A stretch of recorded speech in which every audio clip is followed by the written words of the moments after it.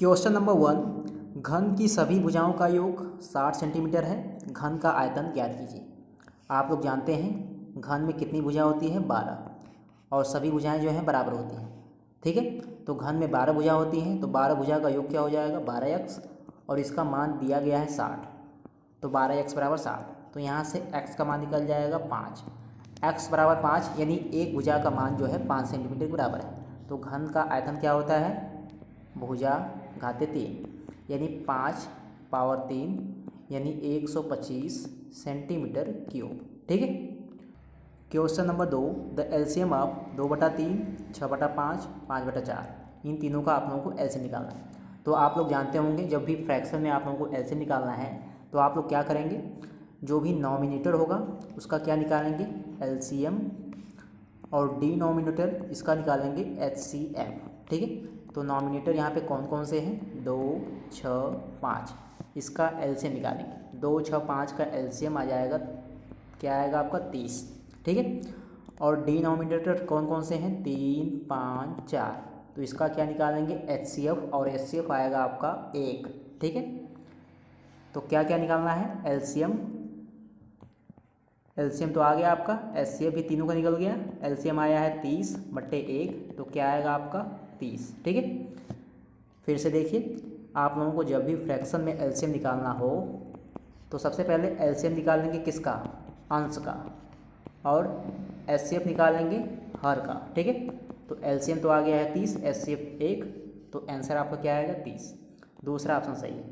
अगला क्वेश्चन देखिए, P Q R का अनुपात 6:5:9 है। यदि उनका योग 400 है, पी तथा आर के बीच अंतर, P ratio Q ratio R क्या दिया गया है, 6:5:9। ठीक है, इनका योग 400 है, तो अगर रेशियो में ही ऐड कर दें तो इनका योग किसके बराबर हो जाएगा, 400 के बराबर। 6, 5, 11, 9, 20, 20 का मान क्या आ जाएगा, 400। ठीक है, तो यहाँ से 1 का मान क्या आ जाएगा आपका, 20। ठीक है, 1 का मान आ गया 20। अब आप लोग ध्यान दीजिए, अंतर किसके किसके बीच पूछा गया है, पी और आर, पी और आर, पी 6 है आपका और आर 9 है, तो इन दोनों का अंतर कितने के बराबर होगा, 3, यानी 3 का मान आप लोग को निकालना है। ठीक है, तो 3 × 20 हो जाएगा, क्योंकि 1 का मान 20 है, तो 3 का मान 60 आ जाएगा। ठीक है, दूसरा ऑप्शन सही है। क्वेश्चन नंबर 4, एक गोले का पृष्ठीय क्षेत्रफल 154 सेंटीमीटर स्क्वायर, गोले का आयतन ज्ञात कीजिए। आप लोग जानते हैं गोले का पृष्ठीय क्षेत्रफल क्या होता है, 4πr²। इसका मान दिया गया है 154। ठीक है, तो गोले का आयतन पूछा गया है। गोले का आयतन क्या होता है, 4/3πr³। तो जब r का मान निकल जाएगा तो आप लोग आयतन निकाल लेंगे। तो r का मान कैसे निकालेंगे, देखिए ध्यान से, 4 पाई का मान 22/7, r² 154 लिखेंगे यहाँ पे। ठीक है, तो यहाँ से r² बराबर क्या हो जाएगा, 154 × 7, नीचे आपका 4 × 22, 22 से काट देंगे 7 बार जाएगा।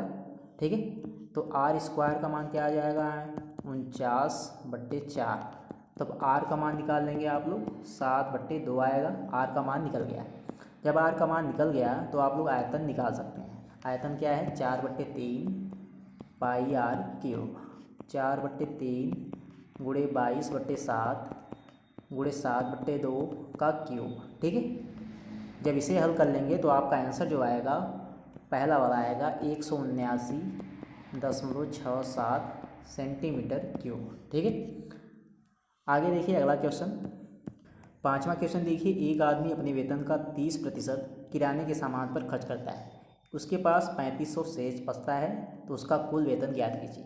ठीक है, तो कुल वेतन, मान लीजिए आदमी की कुल वेतन कितनी होती है, 100%, यही होता है। अब इसमें से 30% क्या हो रहा है, खर्च, 30% खर्च हो रहा है, तो बचेगा कितना, 70%। ठीक है, जब 30% खर्च हो रहा है तो 70% क्या हो जाएगा, सेव हो जाएगा। अब जो बचा है उसका मान दिया गया है, 70% का मान क्या है, 3500 के बराबर। ठीक है, तो 1% का मान किसके बराबर आएगा, 1% का मान आएगा 50 के बराबर। तो आप लोग 100% का मान निकाल सकते हैं, तो कितना आ जाएगा, 5000।